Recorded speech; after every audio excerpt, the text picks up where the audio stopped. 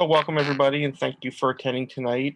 Tonight's Philly Codefest workshop series is Challenging STEM Stereotypes, presented by Boomi.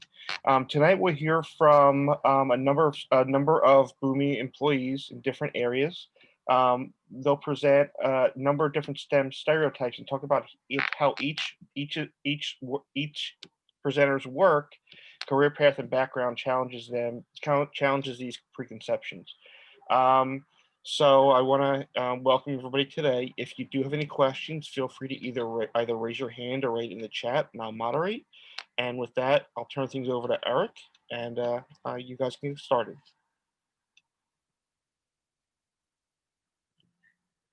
All right, excellent. Is everybody seeing the presentation? Good, Yes. good. Well, first off, thank you very much for hosting us. Hopefully this is a little bit of a different topic and generate some thought about the different sort of paths or careers that might be available in the technology field and some fields you might not even have thought about. So we sort of started off the process by asking each other what kind of comes to mind when you think of a career in STEM, like who would you be working with, where would you be working, what sort of job would you be doing, what's the sort of day-to-day look like, and or what sort of prerequisites do you need to try to get into the a field of technology. We're very fortunate at Boomi to have a number of STEM superheroes that have some origin stories and experiences that sort of go against the grain of what you think about when you just picture sort of a traditional, pathway into STEM or a computer programming job or something like that. So you'll be hearing from all of our representatives here this evening. So with that, I'll turn it over to our first Mythbuster. Awesome. Hi, everyone. So the myth I'm going to hopefully bust for y'all today is the idea that if you want to work on innovative tech, you have to be in Silicon Valley. So there's a great quote by Reid Hoffman, who is one of the co-founders of LinkedIn. Silicon Valley is a mindset, not a location. And I think that really holds true. And I can talk a little bit about how I experienced that through my career. We're going to move forward. So I'm Nancy Chacko, by the way. I don't think I actually introduced myself. Apologies. I am the quality engineering architect at Boomi. I did my master's and bachelor's in electrical and computer engineering a very long time ago. And I've been working for about 20 years in the industry, primarily in software the entire time. And I've kind of split my career. The first half of it, I was out in Silicon Valley. And then the second half, I've been not in Silicon Valley in a handful of different locations. And, I think when I was graduating school, the definite perception out there, and I think that still exists today, is like, if you work in tech, Silicon Valley is the place to be. That's where all of the exciting work is happening. And don't get me wrong, there is absolutely exciting work happening out there. But what I found, 10 years into my career, I decided to move back to the East Coast to be close to my family. I worried about, was I going to be able to find something challenging and interesting and exciting to work in tech? I shouldn't have worried at all. I've had such a fantastic experience here. I spent a couple years down in the DC area, and then I've spent about the last 8 years up here in Philly working. And what I think I found more than anything else, what really kind of hit home with me was the idea that in the end, what made a job exciting and inspiring and motivating for me was really the people that I'm surrounded with. And there are fantastic people working in tech all throughout the world. I've been fortunate I have a couple coworkers who I'm on job number 3 with them now, because we found that we get along so well, that we've been able to work together so well, and finding those people who really inspire you and make it exciting to come to work makes a big difference. And so I think looking for innovation, you can find that almost anywhere. I have a little bubble up here with just a handful of, these are all Philly-based companies that are doing some pretty cool stuff in some pretty different spaces as well. Anything from looking at our food supply chain to medical needs to drones to integration platforms, which definitely, best company out there is that little blue bubble there. But, there's so much happening in the space right now that as you look at graduating, a lot of folks, you think about leaving the place that you were necessarily in school. There is so much happening in Philly here, and that's true across the board. you can take the degrees that you're earning right now and really find work, valuable, interesting, exciting work with exciting people in almost anywhere that you can look. So hopefully that helps bust the idea that you got to go to Silicon Valley if you want to do innovative tech. All right, excellent.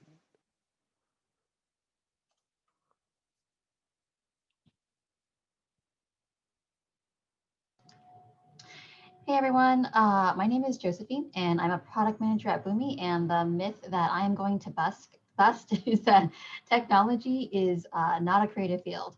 So I included the quote by the artist Chuck Close because I think there is this wide misconception that process has no place in the creative field and that the tech field cannot be creative. So I think of myself as a maker. I knit, I sew, I take photographs.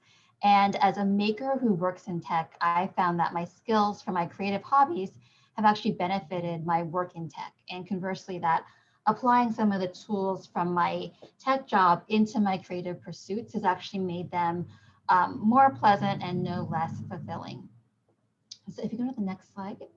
So this is a little bit about me. I've always been interested in various storytelling mediums like photography and film, but I've always been particularly drawn to the written word. So I pursued a bachelor's in English, and then I decided to get my master's in library science, fully intending to be that traditional reference librarian that people think of when they think of a library. But I found I was much more interested in search behavior, organizing information, taxonomies. So I pursued the information architecture track. So now I'm a product manager at Boomi. So what is a product manager? They are someone who drives the creation and execution of a product, making sure that it aligns with the business needs, balances various resources like engineering, design, QA, marketing, and above all, focuses on the user. So the people using our product and the problem that it solves for them. So when I chose this topic, I thought about similarities between my creative pursuits and then my tech work. And so this is a little bit of what I came up with. So one is in both areas, you're really just diving into the work and producing crappy first drafts. So in her book on writing, Anne Lamott talked about the importance for writers to produce crappy first drafts, although she used a different word than crappy, because it's only through working through process and producing those initial drafts do writers find that perfect balance of words and expression. So the same thing applies to the way product managers work. Product managers work in iterative and emergent frameworks where we create something, test it, and then take that information from the outcome to make adjustments to the product.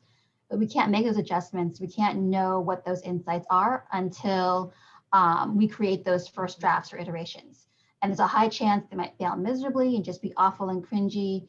But only by working through those initial prototypes and making sure that we gather the right insight can we produce a product that's actually useful. Second is knowing your audience or your users.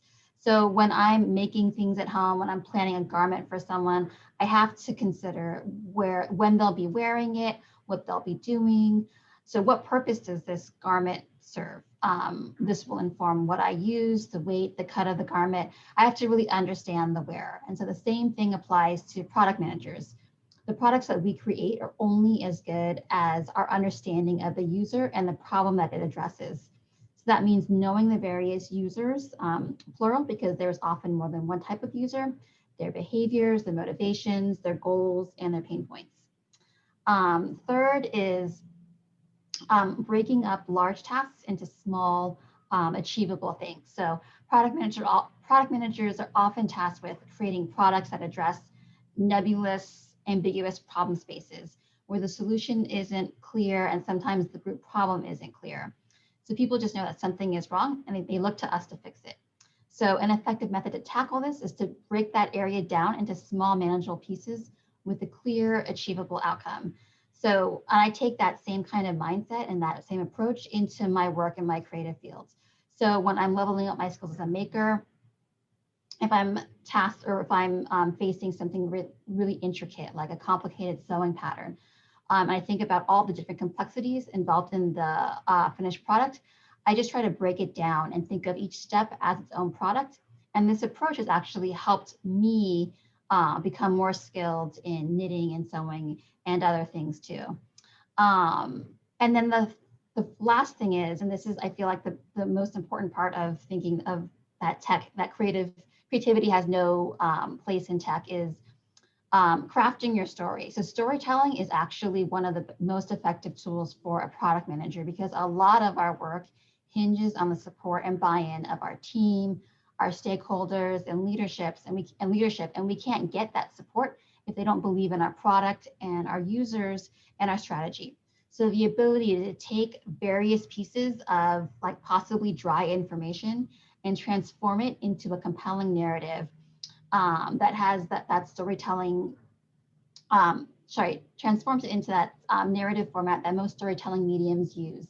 So where the hero is the main user, their pain point is the conflict, and our product empowers them to overcome the conflict and complete their hero's journey. That has really become an essential tool for me as a product manager. So hopefully that helped to dispel that myth that creativity can't be in tech. So thank you. Josephine, I have a quick question. So this part of the audience we're talking to tonight are sorry, I can't speak. Participants at a hackathon. And one of the problems that we run into every year is that they're great at creating something. They're great at creating a project. But the challenge they sometimes run into is at the end of the hackathon, and this year particularly, since we're virtual, they have to basically present their project and create a 5-minute video. So I guess listening to you, so telling a story, if we can talk to them about like putting into a story perspective, as opposed to just saying, this is my project, this is the API I worked on, this is the I worked on. So maybe trying to have them spin it into like a story time type thing. Absolutely. And I mean, you can break it down into the thing that they created. It has to be helping someone. So like, who is the user? What problem do they have in the beginning? And what problem is that product that they produce? Like, what is it solving for them? That can kind of help you. Those are kind of like the main components that can help you build that narrative. Great, thank you. Is that, yeah. Yep, that's perfect. Yeah.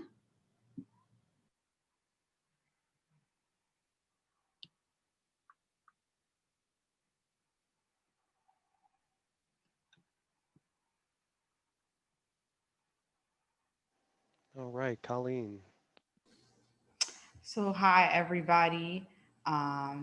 So my myth that is not really necessarily a myth, but I'm hoping it transfers into a myth eventually, is that basically software is not meant for anybody that is male, or unless like you're a white male, like you don't really belong in software, or you're not really visible in software, right? So I feel like I really like the question here instead of a quote, like what does an engineer look like, right? And to be honest, we shouldn't really be able to have an answer for that, because anyone can really be an engineer.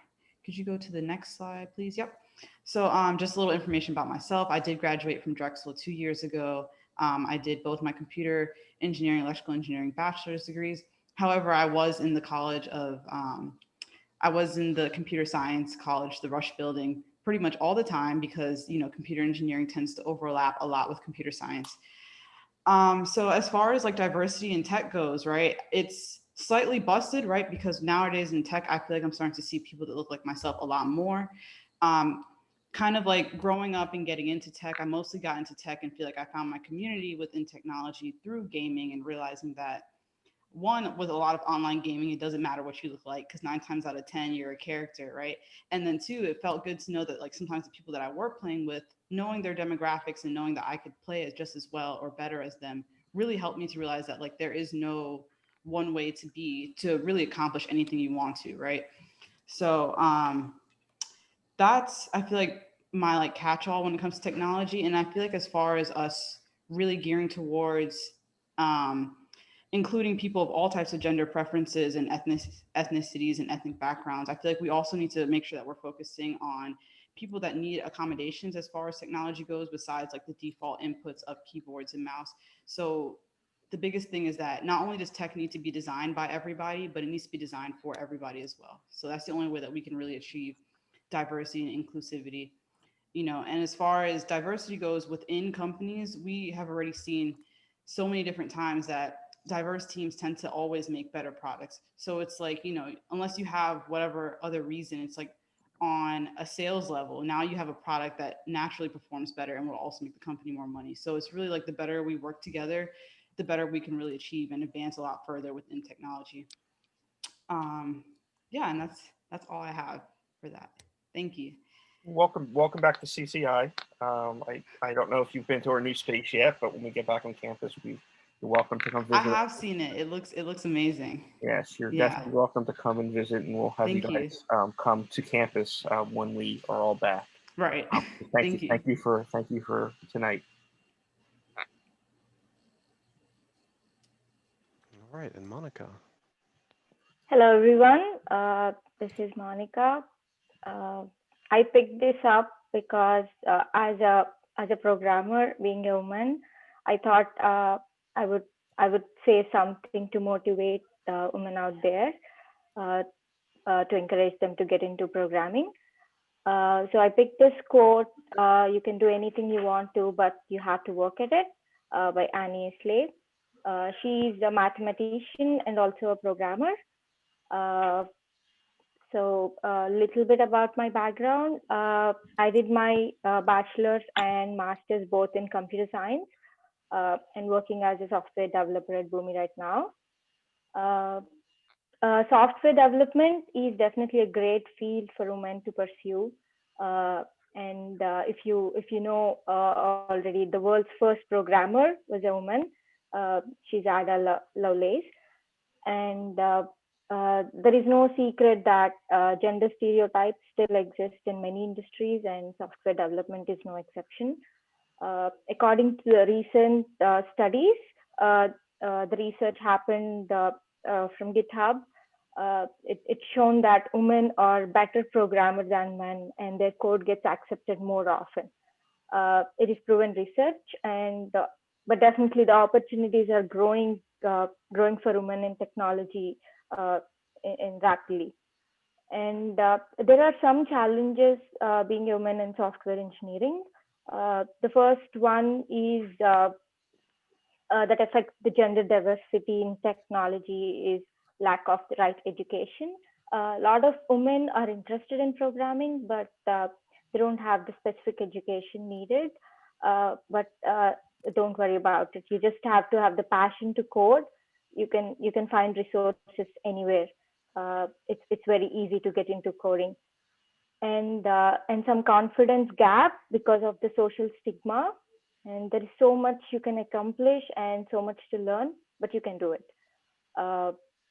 Based on my experience being in the tech industry for about 4 years, I have seen so many inspiring women who are very enthusiastic and talented programmers. And for you to get some motivation, there are a lot of networking events that happen around where you get to hear a lot of inspiring stories and connect with people already working in industry. And I would say my one advice to women who want to enter the world of technology is don't be scared. Anything is possible if you believe in yourself. And we can break this social stigma only when more women come into this field. That's all I have today. I hope everybody accepts this. And thank you, Monica. I have a quick question. From the college perspective, one of our initiatives at the college is Women in Technology, and we try to do things surrounding women in technology. We send a large group of students to the Grace Hopper Conference every year, which is this year we just sent, I think, 35 or 40 students this year. What are some of the things from a college perspective could we do to help women in technology, help with some of the issues that help them overcome some of the issues that are out there? So I don't know maybe the specific answer to that question, but treating everybody equally. I think when I was in college, it's like at least in the students among themselves, they have that feeling, okay, you can't do this, something like kind of discrimination. Maybe if we could overcome that kind of things, maybe women get more confidence to get into this kind of field, I feel personally. Okay, great, thank you.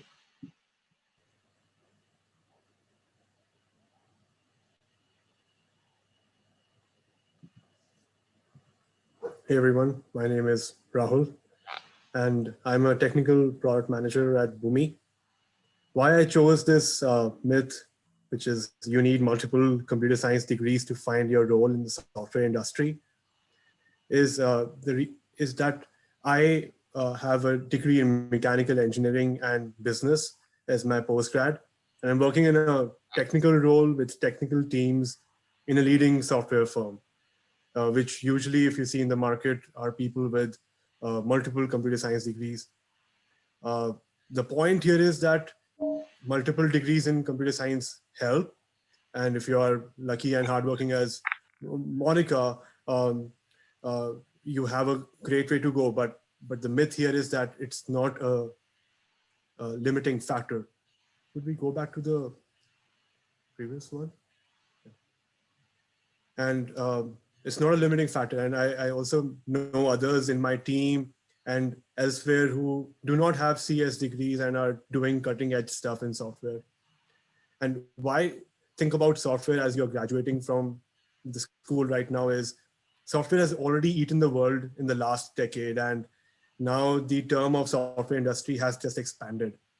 And that's why I put a lot of importance on what your goals are, what your aspirations are, and what your passions are. That's why I've chosen this quote as what I've learned on my own through my own passion is something I remember the most. With this, could we move on to the next slide, please? And with this, I want to show that how did I think about my journey in my career. And even though the degrees which I did and the kind of role I ended up doing, I personalized my way throughout and was ready to adapt. From a very early stage, I had this insatiable curiosity, which I was always destined to kind of do a STEM career. But I was not only interested in physics, chemistry, but things like geography and psychology as well. The second point is that as you're graduating, you need to think that what are the kind of people you want to work with? And that really helped me navigate in my own career. I worked on building enterprise applications, worked in e-commerce startups, on-demand startups, and now platform as a software startup. It all happened because I was able to work on this particular point and finding the right people.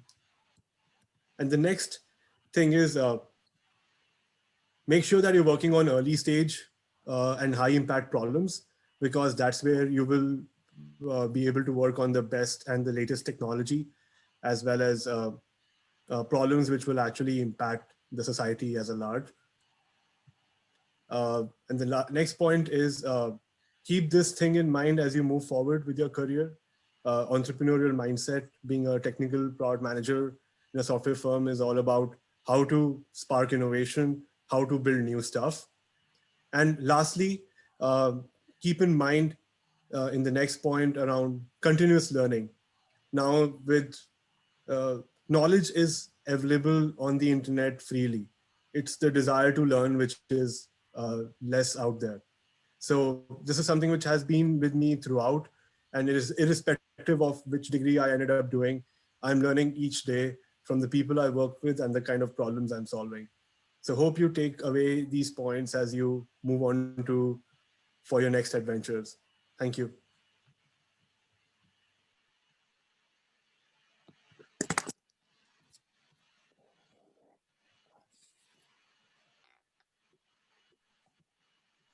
All right. Hi, everyone. I'm Felicia Greenberg. So I'm going to shatter myth 6, which is you need to start your career in STEM.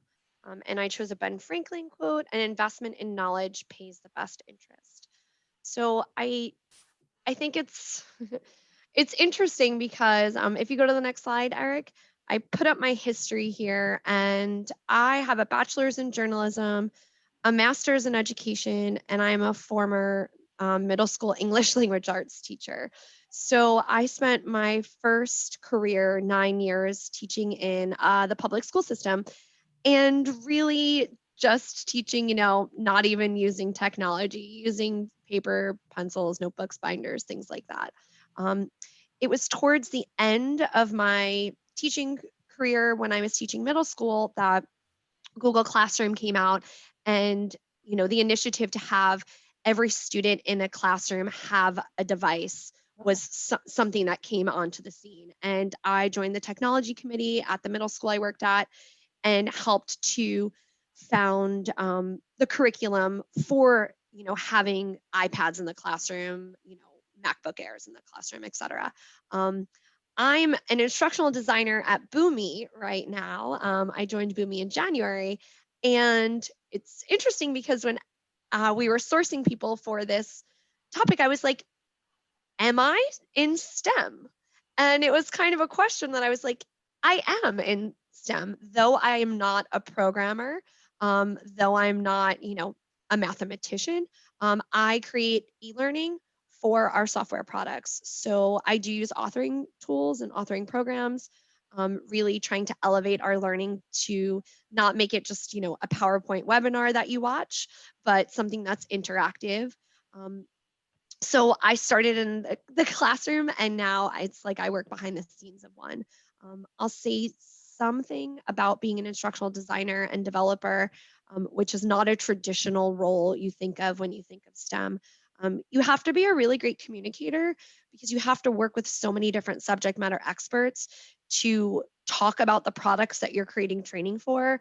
You have to be really analytical to be able to extract the, you know, the objectives, like what it is people need to learn, and figure out how to convey that information in a way where the learner is going to be able to, piece that together, whether they're a visual learner, an auditory learner, etc.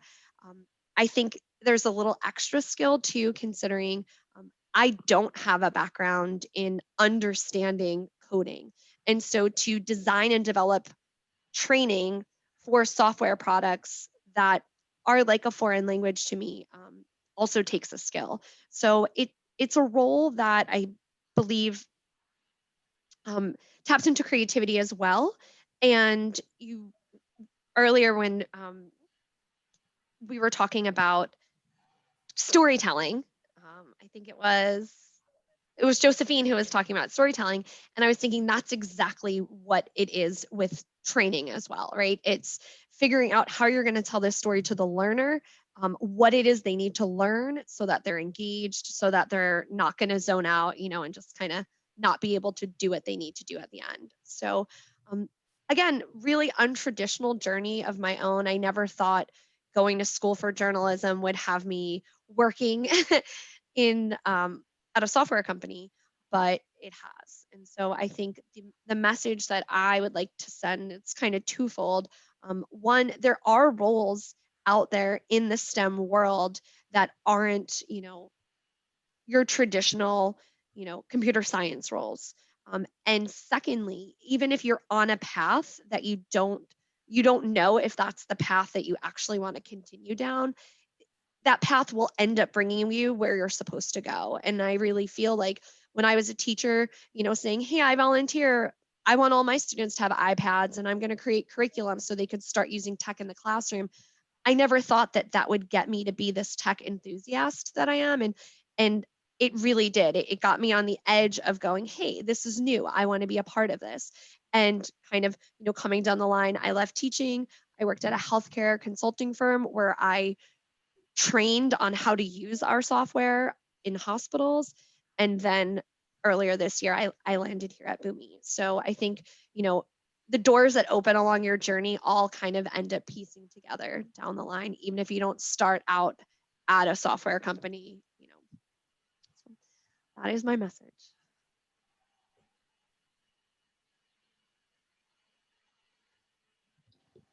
All right, thank you. All right, and I'm Eric Fennell. I'm been with Boomi for a little while.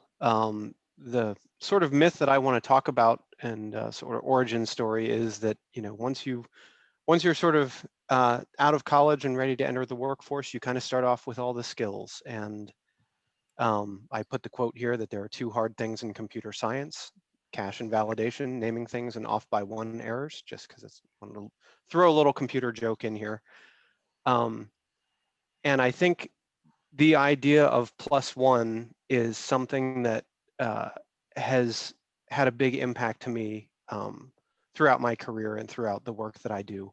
I was looking earlier today for a quote from Will Reynolds, works at one of the companies in Philly, and I'm going to butcher it here, but I'm going to try to paraphrase it. It was basically, he said that anytime he felt like he'd been able to be innovative in business, it had been because he had started picking up or learning basically a completely unrelated field to what he was working in, and he started to see the synergies between what he knew and new opportunities in the areas that he was learning about.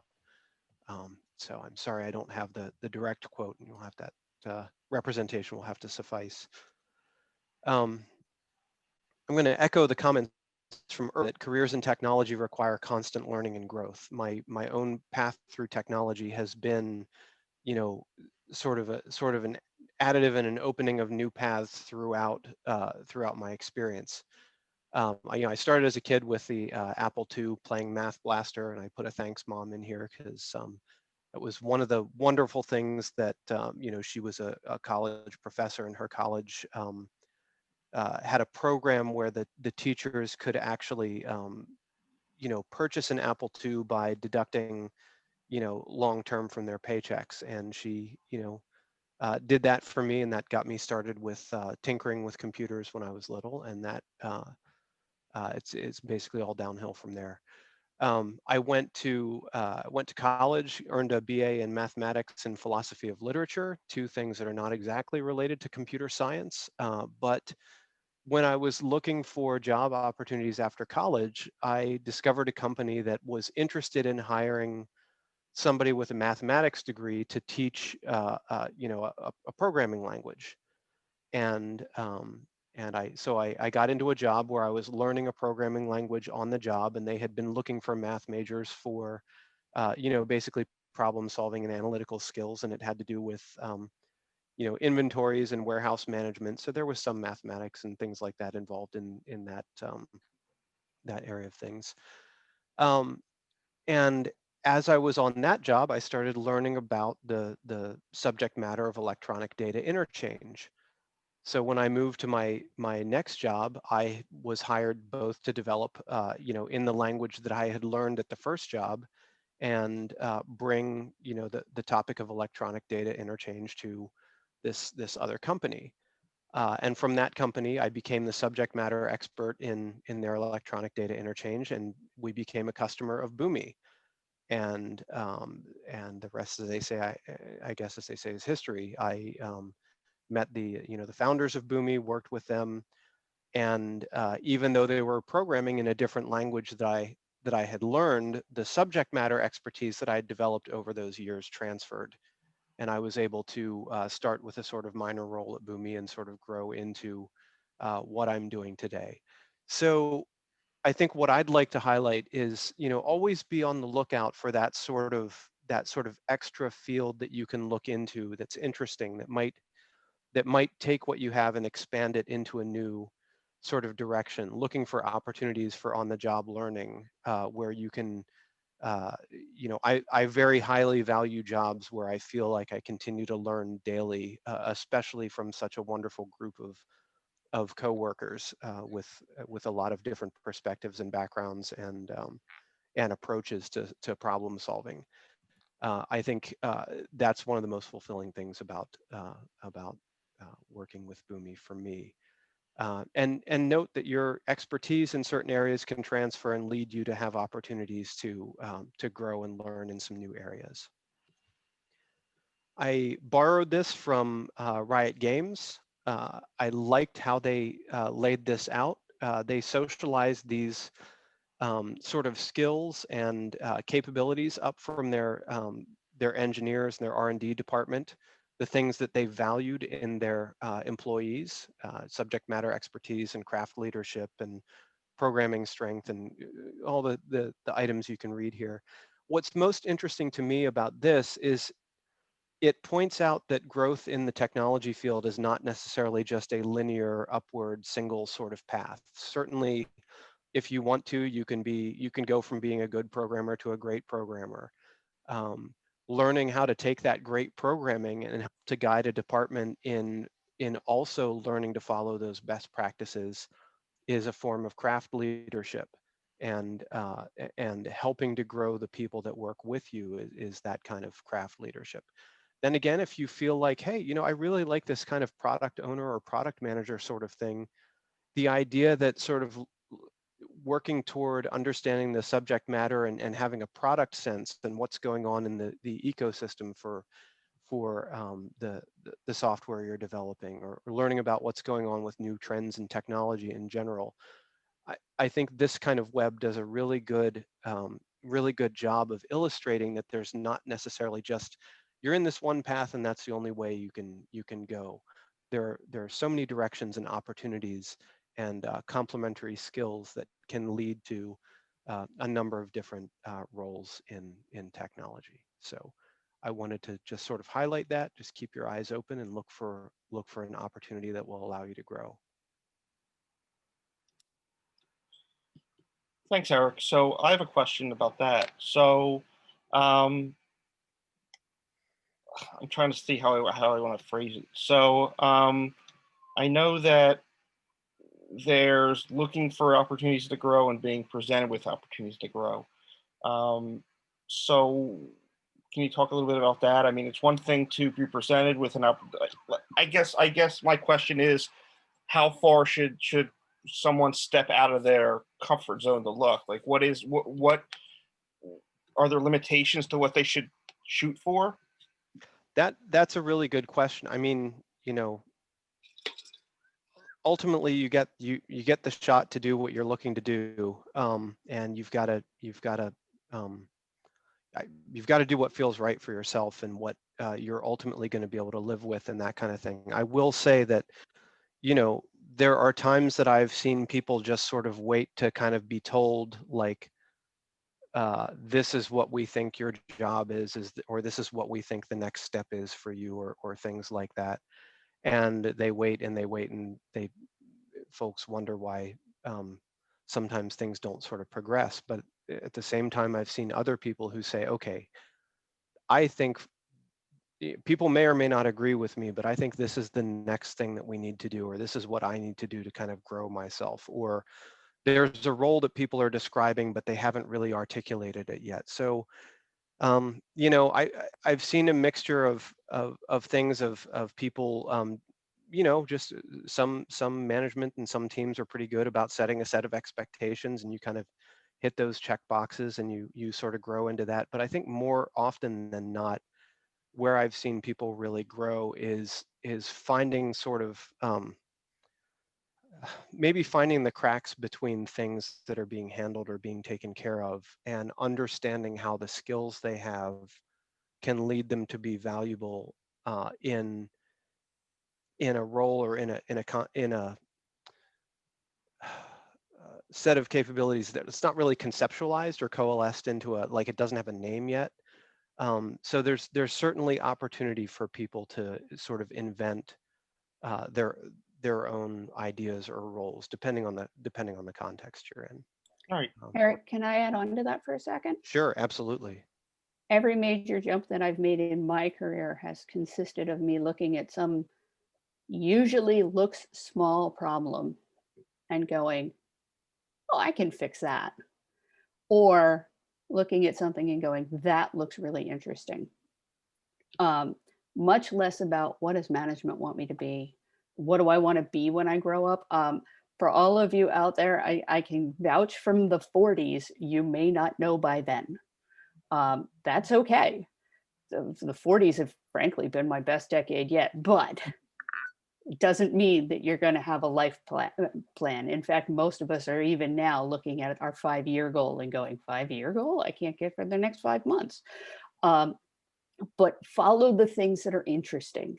Follow the things that make you go, oh, I can fix this, or I want to know how to fix this, or there's a hole here and I can patch it. And you can shape your own direction. Perfect. Right. Thank you, guys. You know, and that's not to downplay the sort of the luck or opportunity of being in a place that resonates with that kind of flexibility, and that kind of echoes what folks have said about finding your people, finding the tribe to work with. If you're working with the people that are supporting that, and they see that that's what you value in what you're doing with your life and your time, that's really where you want to be. Thank you. And that's an excellent lead in for me. First of all, a quick note, you are all about to drink from the fire hose of data. My apologies. Access to technology is evenly distributed is a myth. The law of probability dispersal states that whatever hits the fan will not be evenly distributed. So I am Ann Gibson. I am an information architect and UX designer at Dell Boomi, and I am a general troublemaker everywhere else. And my career started, I was going to be the world's best English teacher. And then I found out that I didn't get along with administrations. So that kind of put a damper on that. But I had a boyfriend, now a husband, who went to school for video game programming in Vancouver, Canada. And horror of horrors, it was 2 minutes or $2 per minute to talk to Vancouver, Canada on the phone back in the 90s. So I rapidly learned that if I wanted to have a good conversation, I better learn how to program. And so I graduated with a BA in English and a minor in computer science, which in 1999 got you bupkis. So I got into customer support over at Vanguard, where I was teaching people how to download software and install it on their computers. They offered to put me through a master's in software engineering. So I was able to get my master's through my job, which I believe has gone as extinct as the dodo these days, but if we all work together, we might be able to bring it back. And then while I was there in customer service, I pitched to some folks that I'd really like to move up into user experience and be at the front of the line instead of the back. Let's fix these problems before they become problems.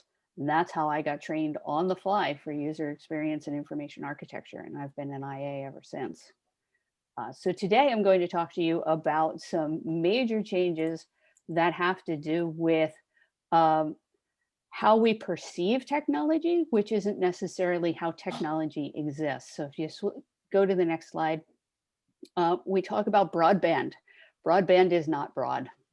The map on the left that you see here is the map that the FCC indicates is the amount of broadband, maximum amount of broadband available for the United States. But the map on the right is the map of the actual usage of broadband in all of these same areas. So I've spoken to millionaire farmers who live in the middle of the Midwest who had to use hella slow satellite internet because no broadband provider would run a line over thousands of acres of farmland just to serve a small number of customers. I've also talked to people in New York City who had to use a landline dial-up to contact the company that I was supporting at the time because the ISPs couldn't build enough infrastructure fast enough to keep up with the demand of the not billions, but millions of people who live in New York City. I've talked to poor people whose only data services were available on TracFone because they had to buy a megabyte to have any data at all. And that data was the information that would ensure that they found somewhere to sleep that night, or they knew where it was they could find some food. So when you're sitting at your desk, whether it's your desk at school or your desk at work, and you're on a moderately fast internet connection where the slowest thing that happens is a YouTube video stutters, remember that that's not the norm.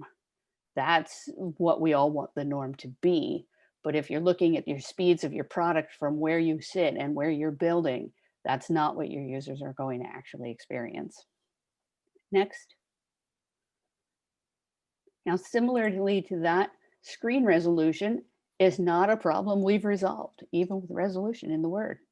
Even as late as 2007, we only had to support 4 or 5 screens.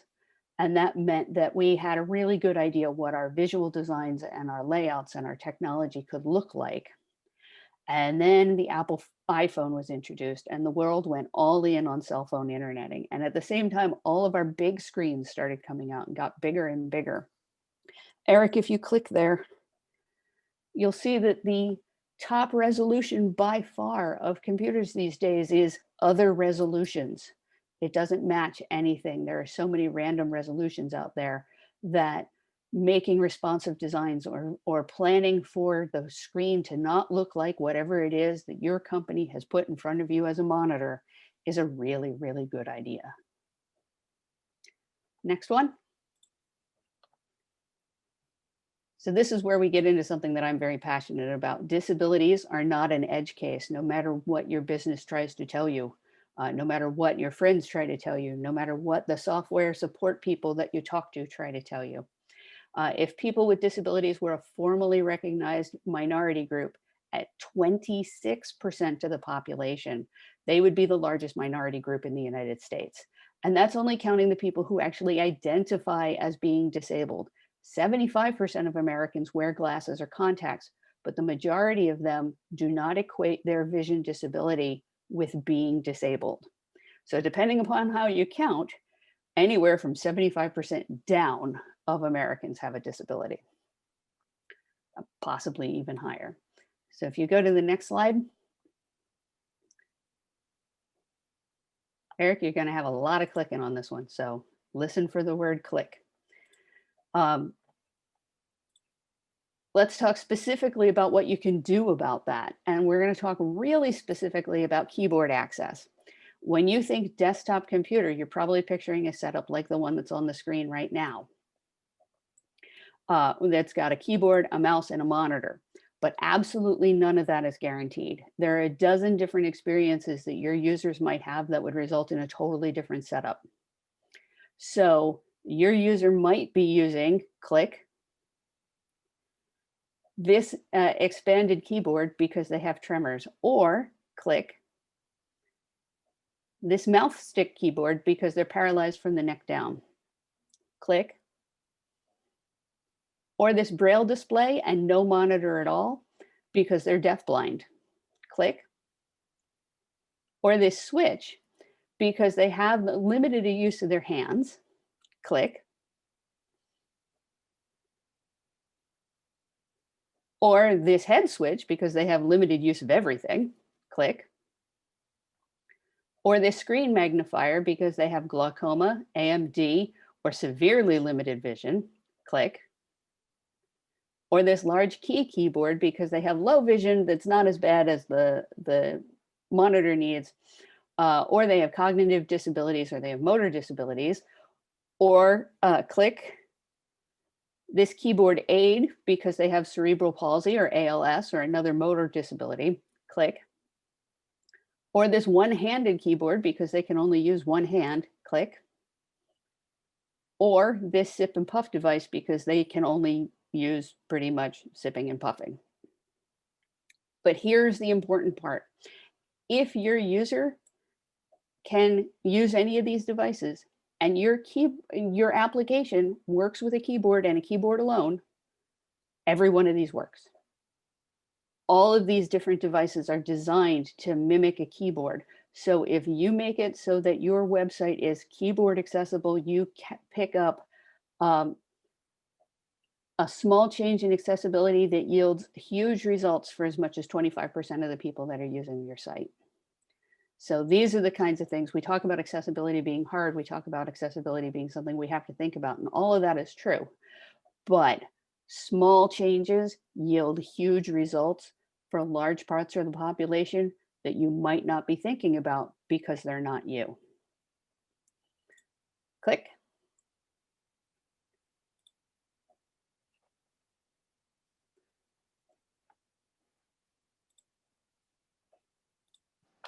All right. So I wanted at the end of this presentation to, we sort of crowdsourced some thoughts about interesting jobs in technology, some areas you might not have considered, some places where there's some overlap between sort of what you might have initially pictured and some of the things that we've talked about today. These are a number of either roles or areas of interest that we've seen overlap with. Anything from,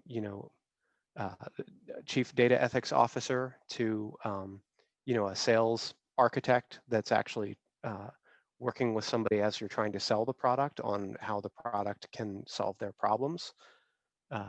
Technical writing, design, training, and even things like, coaching teams or making sure that teams are following sort of standard practices or helping them, as Josephine was talking about, iterating more quickly and getting their first drafts out there and making their improvements. There are a number of different overlapping fields in technology that require really disparate skill sets from, programming and that kind of deep sort of, that kind of technical knowledge to the communication skills and storytelling that we've talked about, to sort of team processes and morale and understanding how to help people work together more effectively. And then you're seeing the overlap of technology into all sorts of other fields, whether it's, pharmaceutical or, restaurant seating applications, those sorts of things. There's a lot of dovetailing of technology as it sort of makes its way into all the different areas of our life. So I wanted to make sure to highlight some of these ideas and thoughts. If any of these interest you, certainly go searching for them, or feel free to reach out and say, hey, what was this about? I'm sure any of us would be happy to talk to you about our own work at Boomi or things that we've seen in the technical field. And I just wanted to make sure to leave with the message that that STEM is really an open and expanding field in which new opportunities are constantly emerging, and focusing on the things that interest you or the things that you love are often ways to find opportunities that are unexpected or create roles or areas of work that that are not necessarily predefined. And I wanted to put a little picture of Ryan here. Thank you to Drexel for hosting this, and to Ryan for all of the stylized portraits through the presentation. Thank you all. Does anybody have any questions? Feel free to raise your hand or put it in the chat.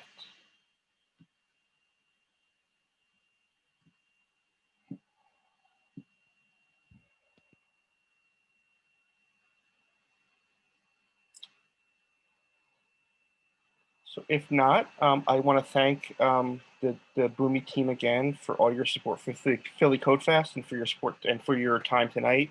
This was extremely interesting, and I know that it ties into the hackathon. One of the things we do stress with the hackathon is that you don't have to be a computer scientist. You don't have to be a programmer to compete. Everyone can bring something to the table, and you guys all prove that in one way or another, everybody can bring something to the table. So I want to thank you all. Yeah, thank you again. And thanks everyone for coming. Thank you. Well, thanks for the opportunity to be here and share these things. You're welcome.